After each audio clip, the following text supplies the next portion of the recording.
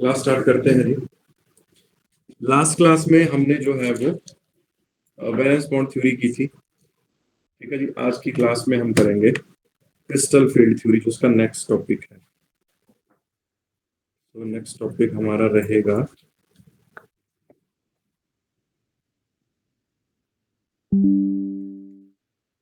Crystal field theory.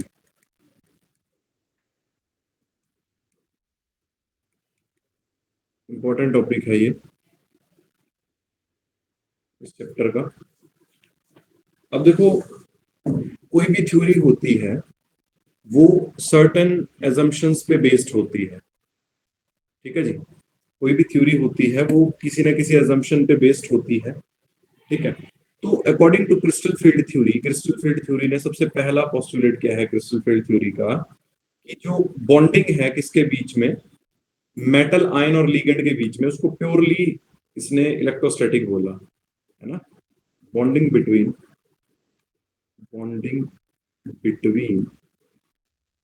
Central metal atom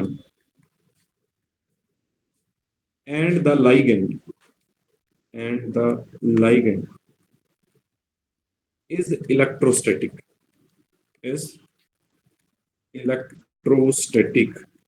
electrostatic को और क्या बोल सकता हूं? इलेक्ट्रोस्टैटिक का मतलब हुआ आयनिक, है ना।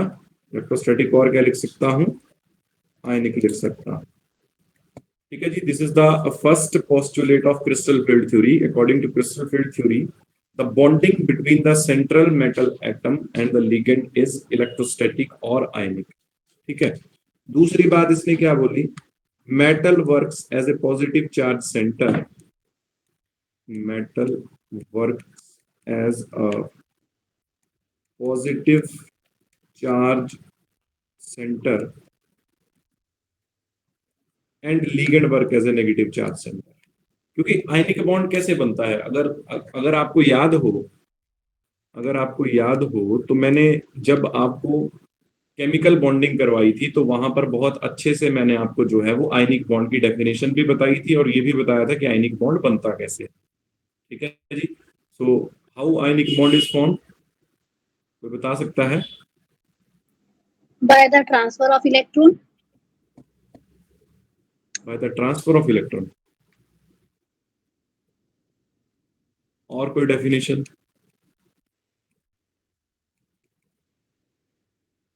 Ionic bond when there is a bond between the oppositely charged ions. हाँ, oppositely charged ions.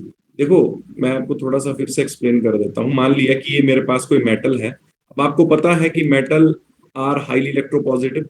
Metal has tendency to lose electron, और जो इलेक्ट्रॉन कोई मेटल लूज करेगी उस इलेक्ट्रॉन को कोई नॉन मेटल एक्सेप्ट करेगी। ठीक है जी, तो नॉन मेटल जब उस इलेक्ट्रॉन को गेन कर लेगी तो वो किस में चेंज हो जाएगी? एनायन में। तो जो कैटायन और एनायन के बीच में फोर्स ऑफ अट्रैक्शन होती है, that leads to the formation of ionic bond. और इस फोर्स ऑफ अट्रैक्शन को मैं इलेक्ट्रोस्टैटिक फोर्स ऑफ अट्रैक्शन भी बोलता हूं। What is electrostatic force of attraction? The force of attraction between cation and anion, या पॉजिटिव और नेगेटिव चार्ज। क्या इतनी बात क्लियर है आपको? यस और नो?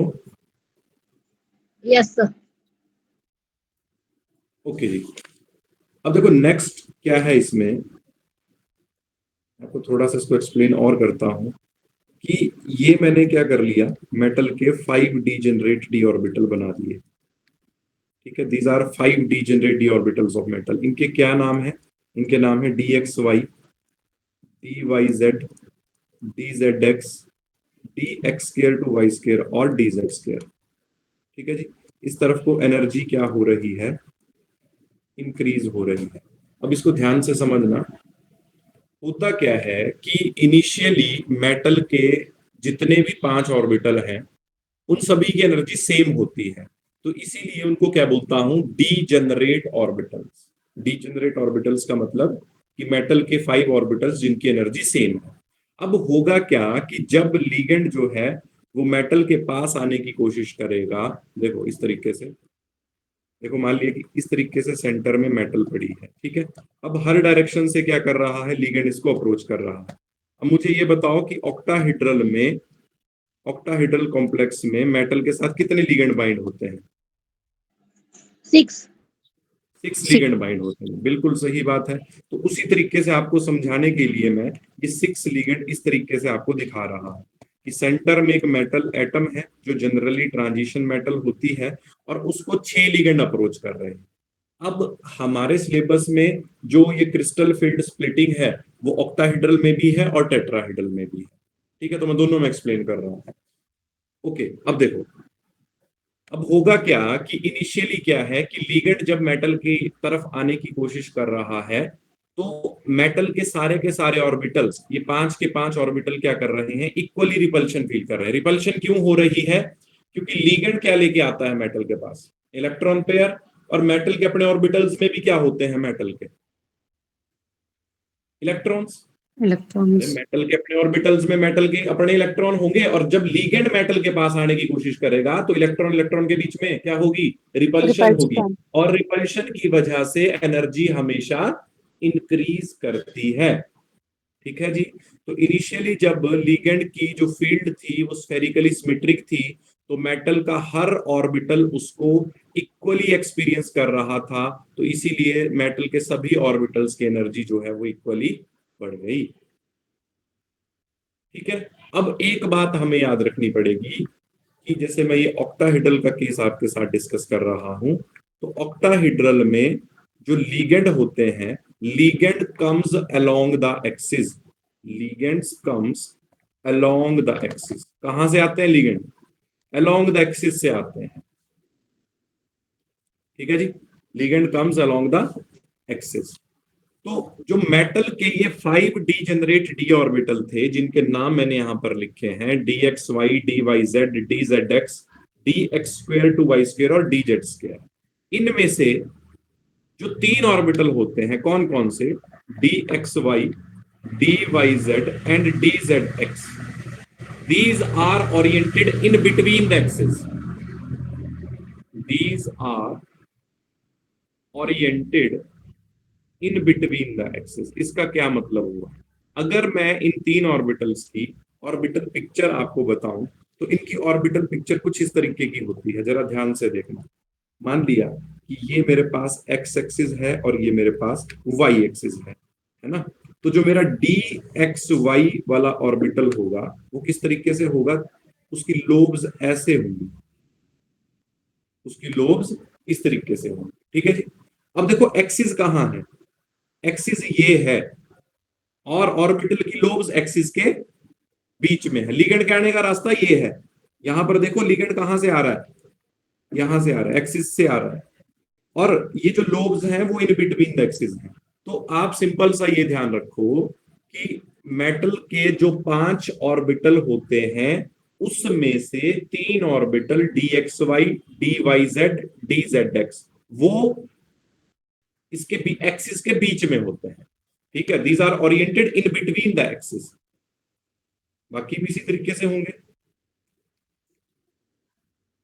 जैसे ये एक्स वाई हो गया, ये वाई जेड होगा, और ये जेड एक्स होगा। तो मेटल के 3 ऑर्बिटल इस तरीके से ओरिएंटेड होते हैं, वो मैंने आपको इनकी ऑर्बिटल पिक्चर बता दी। और जो 2 बचते हैं, कौन कौन से, that is D x square to Y square और D Z square, these are oriented along the axis, these are oriented along the axis. इसका मतलब क्या हुआ? इसका मतलब सिंपल सा ये हुआ कि अगर मैं आपके सामने d x square to Y square बनाऊं तो वो ऐसे एक्सिस पे ओरिएंटेड होगा, this is D x square to Y square. और सिमिलरली डी जेड स्क्वेयर भी इसी तरीके से बनता है, this is d Z square. अब देखो अलोंग द एक्सिस का मतलब क्या हुआ और इन बिटवीन द एक्सिस का मतलब क्या हुआ। अब मेटल के जो ऑर्बिटल्स अलोंग द एक्सिस हैं, तो लिगेंड के आने का रास्ता भी अलोंग द एक्सिस है। मैंने देखो क्या बात यहां पर लिखी है, in octahedral ligand will come along the axis, ठीक है जी। लिगेंड के आने का रास्ता क्या है, अलोंग द एक्सिस। अब मेटल के जो orbitals along the axis oriented होंगे वो लिगेंड से ज्यादा रिपल्शन फील करेंगे as comparison to those orbital which are oriented in between the axis.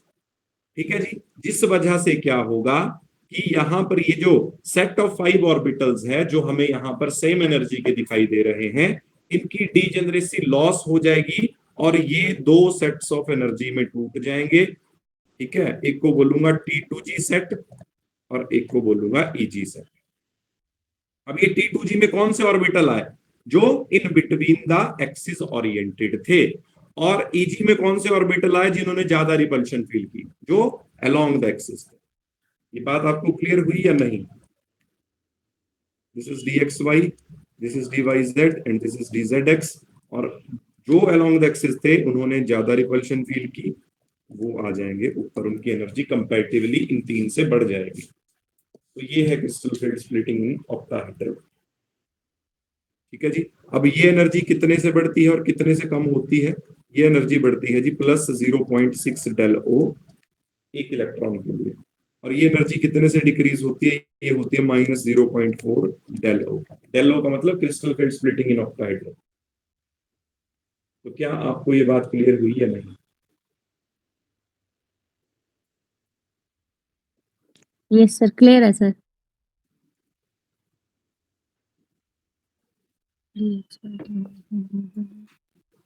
कोई क्वेश्चन किसी का यहां से?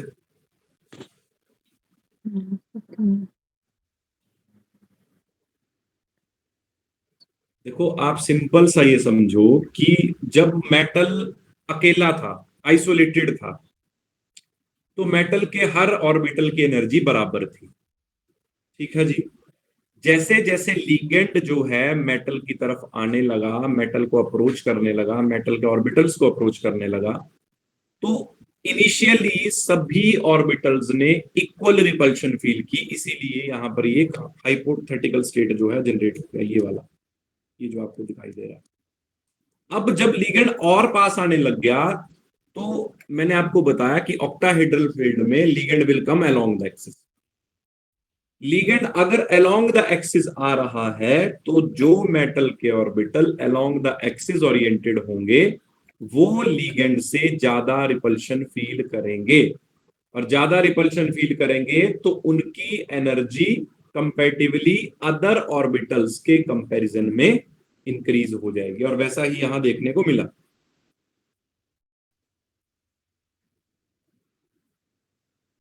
क्लियर है जी?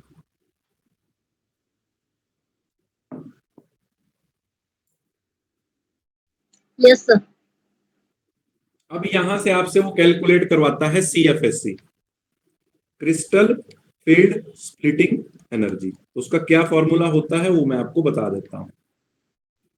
CFSC will be equal to -0.4x plus 0.6y into del o. What is x? x क्या है? Number of electrons in T2G set. And what is y? Number of electrons in EG set. ठीक है जी, इतनी बात समझ गए? अब देखो, एग्जाम्पल से समझाता हूं। एक एग्जाम्पल ले लेते हैं हम कोई भी। जैसे मान लिया कि मैंने एक एग्जाम्पल ले लिया जिसकी मेरे को CFSC कैलकुलेट करने को बोल दी। और ऐसे क्वेश्चन पेपरों में आए हैं पहले, कमीशन में खासकर। टेट में ऐसा क्वेश्चन नहीं आता, कमीशन में ऐसा क्वेश्चन आया, मैंने देखा है। अब देखो जी, मान लिया कि ये कॉम्प्लेक्स है, this is an octahedral complex. अब इस ऑक्टाहेड्रल कॉम्प्लेक्स में आपसे पूछा गया कि बताओ इसमें CFSC कितनी होगी। तो हमें ये बात का पता लग गया कि ऑक्टाहेड्रल में स्प्लिटिंग ऐसे होती है। This is EG set and this is T2G set. ठीक है जी। अब यहां पर इस कॉम्प्लेक्स में मैंने देखा तो इसमें जो मेटल है दैट इज मैग्नीज, वो किस ऑक्सीडेशन स्टेट में है? 2+ ऑक्सीडेशन स्टेट में है। Why 2+ oxidation state? बिकॉज इस कॉम्प्लेक्स में मेटल के साथ जो लिगेंड जुड़ा हुआ है that is a neutral ligand. और मैंने आपको बताया था कि अगर मेटल के साथ न्यूट्रल लिगेंड जुड़ा हुआ हो तो जो कॉम्प्लेक्स पे चार्ज होता है वो मेटल की ऑक्सीडेशन स्टेट होती है। अब देखो मैग्नीज का एटॉमिक नंबर हो गया 25। 25 एटॉमिक नंबर के लिए कॉन्फ़िगरेशन आ गई आर्गन 18 4s2 3d5 आ गई जी। Argon 18 4s2 3d5। अब कितने इलेक्ट्रॉन लूज करने पड़ेंगे? 2 इलेक्ट्रॉन लूज करने पड़ेंगे। तो 2 इलेक्ट्रॉन वो कहां से जाएंगे? 4s से जाएंगे। तो Mn2 पॉजिटिव में कॉन्फ़िगरेशन क्या बनी? 4s0 3d5। अब देखो नेक्स्ट बात, लिगेंड का नेचर कैसा है? Ligand is weak field ligand. तो वीक फील्ड लिगेंड का मतलब नो पेयरिंग। नो पेयरिंग का मतलब कि ये जो 5 इलेक्ट्रॉन है वो कैसे भरे जाएंगे? देखो फर्स्ट इलेक्ट्रॉन यहां, दूसरा इलेक्ट्रॉन यहां, तीसरा इलेक्ट्रॉन यहां, चौथा इलेक्ट्रॉन यहां और पांचवा इलेक्ट्रॉन यहां। अब फॉर्मूला देखो आपके सामने लिखा है फॉर्मूला, ठीक है? तो फॉर्मूले के हिसाब से हम इसकी जब CFSC निकालेंगे तो वो कितनी आएगी? That will be equal to -0.4। X की वैल्यू बताओ उधर कितनी है? What is the value of x? 3. 3। तो इंटू 3 किया प्लस 0.6। वाई की वैल्यू कितनी है यहाँ पे? 2. 2 2. वाई की वैल्यू 2 है क्योंकि इजी सेट में 2 इलेक्ट्रॉन है। तो कितनी CFSC आई इसमें? 2.4 I think. 0. 0 आएगी जी। 2.4 कैसे? देखो -0.4 इंटू 3 करेंगे तो -1.2 आएगा। 0.6 को 2 से करेंगे तो प्लस के 1.2 आएंगे। तो माइनस होके कितना आया? नेट 0 आया। तो आपसे इस तरीके से क्वेश्चन पूछा जा सकता है। आपको 4 कॉम्प्लेक्स दिए जा सकते हैं और आपसे पूछा जा सकता है कि बताओ किसमें CFSC 0 होगी। समझ गए जी बात को? तो ये है crystal field splitting in octahedral. क्या आपको ये बात समझ में आई? Yes sir. सर ये जो ऑक्टाहेड्रल में ही ये अलोंग द एक्सिस बनते हैं या किसी और में भी बनते हैं लिगेंड्स जो ये होंगे? देखो जो ऑक्टाहेड्रल में लिगेंड्स के आने का रास्ता है वो अलोंग द एक्सिस है और टेट्राहेड्रल में वो इन बिटवीन द एक्सिस मेटल को अप्रोच करते हैं। ओके, टेट्राहेड्रल में इन बिटवीन आएंगे और ऑक्टाहेड्रल में अलोंग द एक्सिस। हाँ हाँ हाँ। अब देखो उसमें उल्टा हो जाएगा केस। देखो मैं टेट्राहेड्रल का केस डिस्कस कर देता हूं।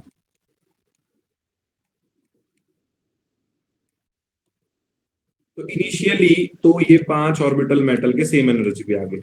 इनको आप जिस मर्जी वे में ड्रॉ कर सकते हो, है ना? इनको ऐसे भी दिखा सकते हो। तो ऐसा नहीं सोचना कि कभी ऐसे बना रहा है कभी इस तरीके से बना रहा है सर्कल की फॉर्म में। नो इशू एट ऑल, है ना? वो अपना समझाने का भाई आप जैसे मर्जी इनको बनाओ, बट आपको जो कंसेप्ट बता रहा हूँ वो पता होना चाहिए। अब देखो जब मैं बता रहा हूँ आपको कि टेट्राहेड्रल में लिगेंड के आने का रास्ता क्या है? इन बिटवीन द एक्सिस। अब मेटल के जो orbital in between the axis थे वो ज्यादा रिपल्शन फील करेंगे और रिपल्शन से एनर्जी बढ़ जाएगी, और जो अलोंग द एक्सिस थे वो कम रिपल्शन फील करेंगे तो उनकी एनर्जी कम हो जाएगी। तो ये स्प्लिटिंग होती है किसमें? टेट्राहेड्रल में। समझ गए इस बात को जी? बहुत आसान है, मतलब उसका उल्टा कर दो यहाँ पे। देखो उसमें क्या था कि जो 3 वाला था वो नीचे था, 2 वाला ऊपर था। इसमें 3 वाला ऊपर आ जाएगा, 2 वाला नीचे आ जाएगा। अब ये इनकी एनर्जी कितनी बढ़ती है? इनकी एनर्जी बढ़ती है plus 0.4 delta T. What is delta T? Crystal field splitting in tetrahedral. और इनकी एनर्जी कितने से डिक्रीज होती है? -0.6 डेल्टी। बस आपने इतना सा याद रखना कि टेट्राहेड्रल के कॉम्प्लेक्सेस ना इतने ज्यादा एग्जिस्ट नहीं करते, उतने ज्यादा देखने को नहीं मिलते। आपसे जो पेपर में क्वेश्चन पूछा जाएगा ये स्प्लिटिंग वाला, क्रिस्टल फील्ड स्प्लिटिंग एनर्जी का क्वेश्चन जो पूछा जाएगा वो 100% ऑक्टाहेड्रल में ही पूछा जाएगा। Okay sir. तो ये इस तरीके से स्प्लिटिंग होती है जी टेट्राहेड्रल में और ऑक्टाहेड्रल में। प्लीज इसको एक बार अच्छे से देख लो इस टॉपिक को, फिर आगे चलते हैं।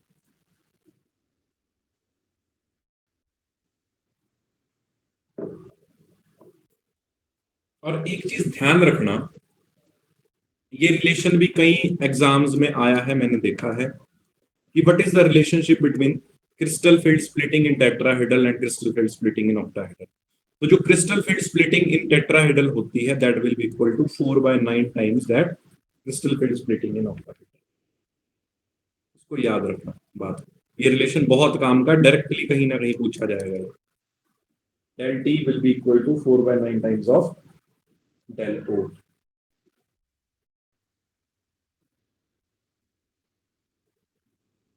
अब एक बात का और ध्यान रखना कि आप बोलोगे कि सर वहां पर ऑक्टाहेड्रल में यहाँ पर आप जी जी लिख रहे थे, यहाँ पर आपने वो जी हटा दिया।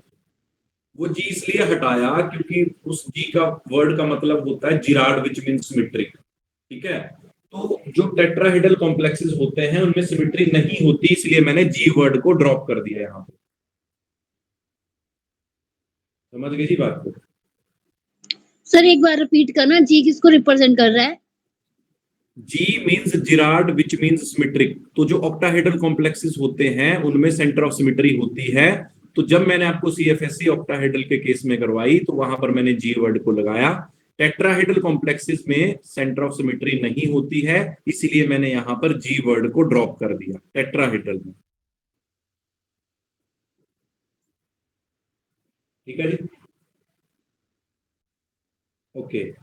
नेक्स्ट टॉपिक है इसमें स्पेक्ट्रोकेमिकल सीरीज। अब आप बोलोगे कि सर आप कभी बोलते हो कि ये लिगेंड स्ट्रॉन्ग फील्ड है, ये लिगेंड वीक फील्ड है, उसका कैसे पता चलता है? वो पता चलता है स्पेक्ट्रोकेमिकल सीरीज से कि कौन लिगेंड ज्यादा पावरफुल है, कौन लिगेंड कम पावरफुल है। ठीक है जी। So what is spectrochemical series? It is basically arrangement of ligands, arrangement of ligands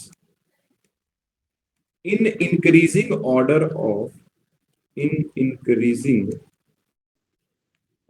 of field strength। Field strength का मतलब हुआ कि कौन लिगेंड ज्यादा ताकतवर है, कौन लिगेंड कम ताकतवर है, उसको फील्ड स्ट्रेंथ बोलते हैं। किसकी फील्ड स्ट्रेंथ हुई? वो लिगेंड की फील्ड स्ट्रेंथ हुई। ठीक है, तो मैं एक ऑर्डर लिख रहा हूं, आप मेरे साथ उस ऑर्डर को लिखो। आपको वो याद नहीं करना है, बट आपको जस्ट उसका आइडिया होना चाहिए कि कौन लिगेंड स्ट्रॉन्ग है, कौन वीक है। ये एनसीईआरटी में भी बनाई हुई है स्पेक्ट्रोकेमिकल से, है ना? तो अभी तक जितने भी लिख रहा हूं वो वीक ही हैं सारे।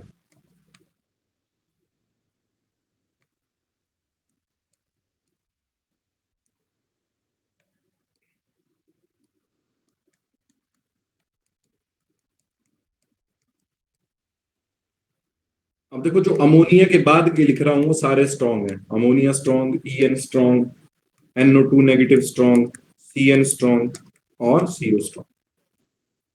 ठीक है जी। तो कई बार आपसे क्या कर सकता है वो, कि ऐसा क्वेश्चन नीट में भी आया, आपसे क्या करेगा, रेंडमली इनमें से 3-4 लिगेंड विड्रॉ करके आपको दे देगा और आपको बोल देगा कि उनको फील्ड स्ट्रेंथ के हिसाब से अरेंज करो कि कौन स्ट्रॉन्ग है, कौन वीक है। समझ गए जी बात को?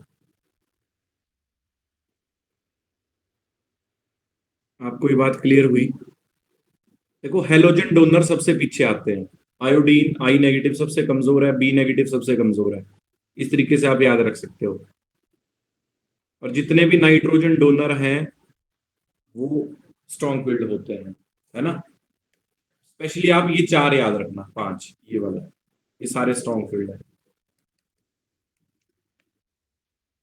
ठीक है, बाकी सारे वीक ही हैं लगभग।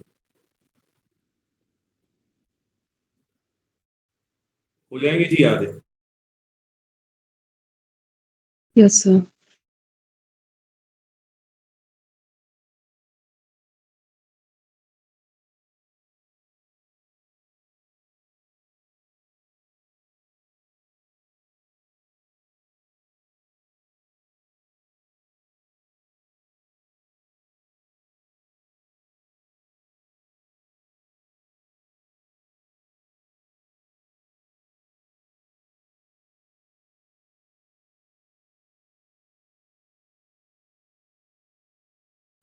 हेलो सर, आपकी आवाज नहीं आ रही और ना ही तो स्क्रीन शेयर हो रही है। ओके,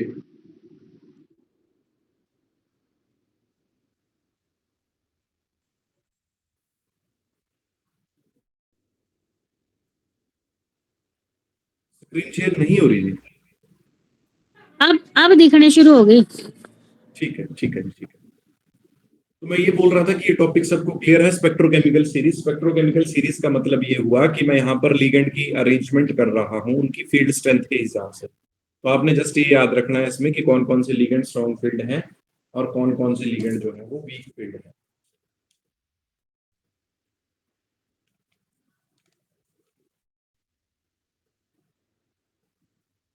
ठीक है, एक छोटा सा टॉपिक और है इसमें, उसको भी मैं यहीं पे कवर कर देता हूँ, दैट इज ऑर्गेनोमेटेलिक कंपाउंड्स। यहां से भी क्वेश्चन आते हैं। टॉपिक है ऑर्गेनोमेटेलिक कंपाउंड्स।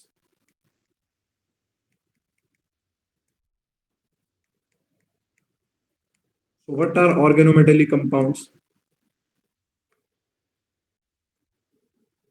Direct bond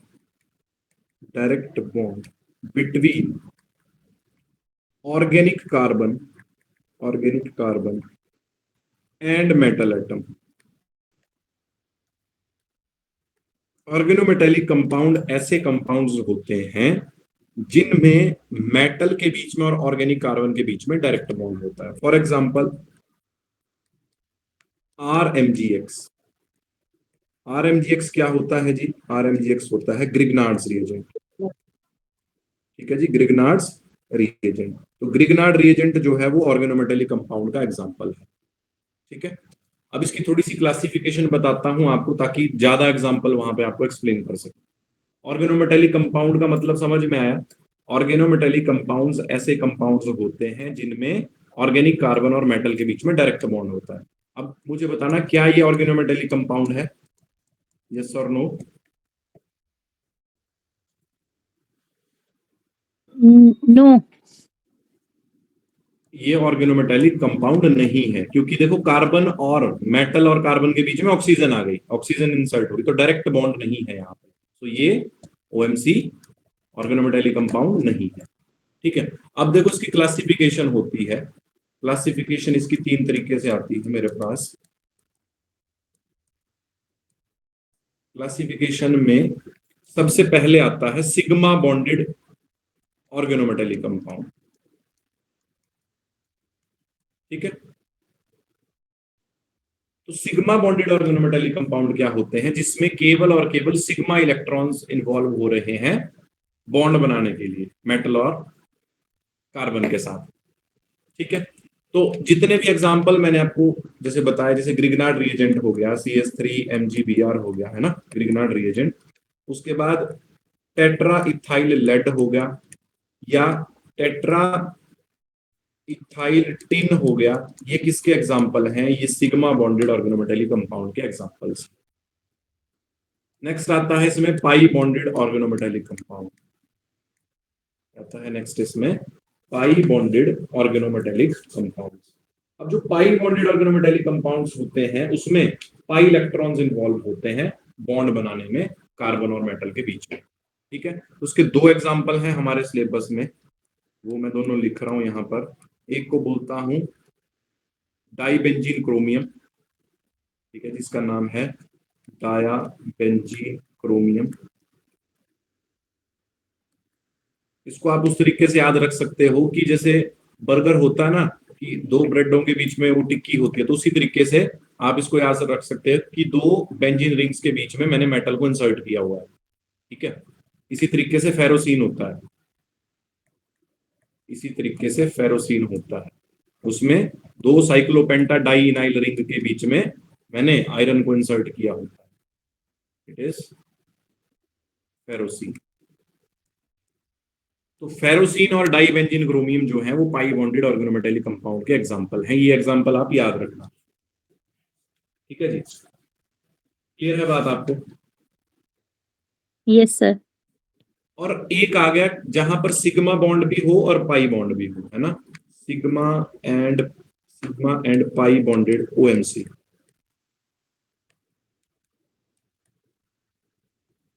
तो यहां पर जितने भी आपके ना इस तरीके के कंपाउंड आएंगे, जैसे NiCO4, मतलब ये लिगेंड आप याद रखना, जनरली ये जहां पर भी प्रेजेंट होगा जिस भी कंपाउंड के साथ, वहां पर जो होगा आपका वो सिग्मा और पाई बॉन्डिंग दोनों होगी।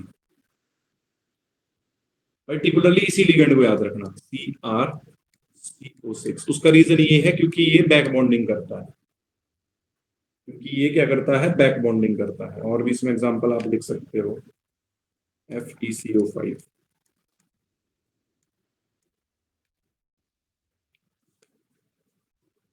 ठीक है जी।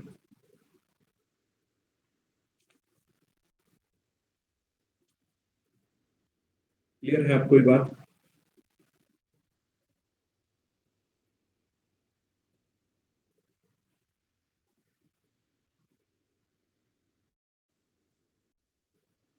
यस और नो?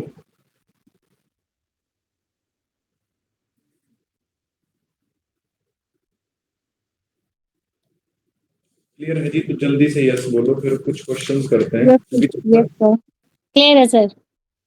ओके ओके जी, ओके ओके। तो देखो, आपको इस तरीके के क्वेश्चन यहाँ से मैंने आपको जैसे चैप्टर बताया, तो उस चैप्टर में कहाँ कहाँ से क्वेश्चन अराइज हो सकता है। पहली बात, क्वेश्चन या तो आपको वर्नर थ्योरी से देखने को मिल सकता है कि किसी कॉम्प्लेक्स की आपसे प्राइमरी वैलेंसी या सेकेंडरी वैलेंसी पूछी जा सकती है। सेकंड क्वेश्चन मैंने आपको बताया कि आपसे जो है वो कोऑर्डिनेशन कंपाउंड की नेमिंग करवाई जा सकती है। थर्ड क्वेश्चन मैंने आपको बताया कि आपको किसी कंपाउंड की आपसे हाइब्रिडाइजेशन पूछी जा सकती है ना, किसी कॉम्प्लेक्स की। उसमें कल मैंने कोऑर्डिनेशन नंबर 4, कोऑर्डिनेशन नंबर 6 के सारे केस आपके साथ डिस्कस किए थे। ठीक है जी, आप रिकॉर्डेड में उनको देख सकते हैं। तो वहां से क्वेश्चन आ सकता है कि कौन सा कॉम्प्लेक्स जो है वो लो स्पिन है, हाई स्पिन है, वो पैरामैग्नेटिक है।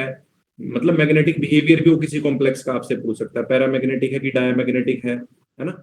उसके बाद जो मैंने आपको ये बताई क्रिस्टल फील्ड थ्योरी, यहां से वो आपसे CFSC निकलवा सकता है, या CFSC निकलवाने के बाद एक और तरह का क्वेश्चन जो मैं भी आपसे डिस्कस करने वाला हूं, वैसा क्वेश्चन भी पूछ सकता है।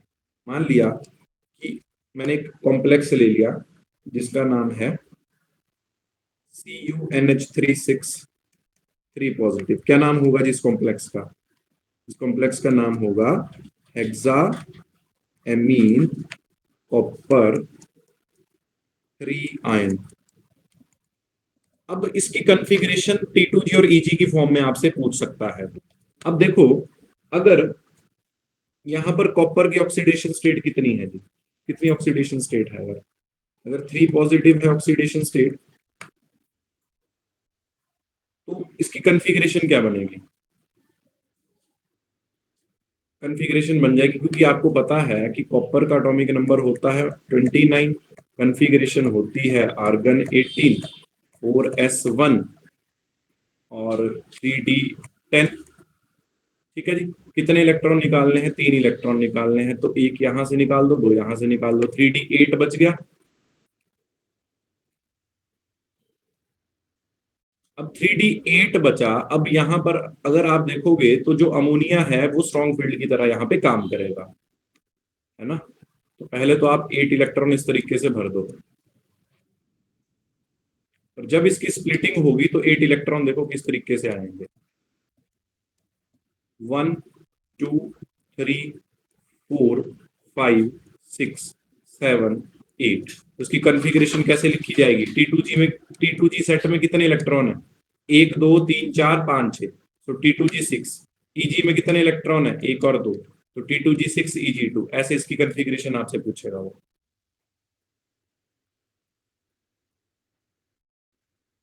एक और कॉम्प्लेक्स में समझा देता हूं। देखो जी, जैसे है FeF6 3 नेगेटिव। अब इसमें आपको पता है कि मेटल है आयरन, आयरन का एटॉमिक नंबर होता है जी 26। 26 के लिए कॉन्फ़िगरेशन आर्गन 18 4s2 3d6 होती है। ठीक है जी। अब इसमें इस कॉम्प्लेक्स में अगर आप आयरन के ऑक्सीडेशन स्टेट निकाल के देखोगे तो x -1 × 6 = -3, x -6 = -3, x = -3 +6। तो x कितना आ गया? +3 आ गया। x कितना आ गया? +3 आ गया। तो अगर +3 आ गया तो मेटल की ऑक्सीडेशन स्टेट कितनी आई? यहाँ पर +3 आई। +3 का मतलब कितने इलेक्ट्रॉन लूज करेगा? 3 इलेक्ट्रॉन। तो 2 यहां से निकलेंगे, यहां से निकलेगा, तो कॉन्फ़िगरेशन बन जाएगी 4s0 3d5। अब देखो लिगेंड का नेचर कैसा है। अगर अभी यहां पर मैंने आपको बताया F negative is a weak field ligand, तो जो वीक फील्ड लिगेंड होता है वो पेयरिंग, नहीं करता है, पेयरिंग नहीं करता है, तो इसमें जो इलेक्ट्रॉन्स होंगे आपके पास, किसमें, T2G और Eg सेट में, वो कैसे भरे जाएंगे 5 इलेक्ट्रॉन? देखो, first, second, third, fourth, fifth. तो इसमें कन्फिग्रेशन क्या आई, T2G में कितने इलेक्ट्रॉन है, 1 2 3, तो T2G 3, Eg में कितने इलेक्ट्रॉन है, 1 2, Eg 2। Two. ये कन्फिग्रेशन आपसे पूछ सकता है। क्या आपको ये बात क्लियर हुई जी? Yes, sir. तो इस तरीके के क्वेश्चन आपसे वो पूछ सकता है। आज इस चैप्टर की असाइनमेंट आपको मिल जाएगा। क्लियर होगी बात?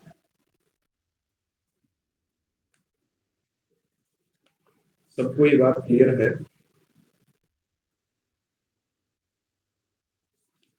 यस और no? Yes sir, yes sir.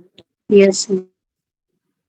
कोई डाउट है आज के टॉपिक में तो आप मेरे से पूछ सकते हैं जी, अदरवाइज फिर मैं कल नया चैप्टर स्टार्ट करूंगा।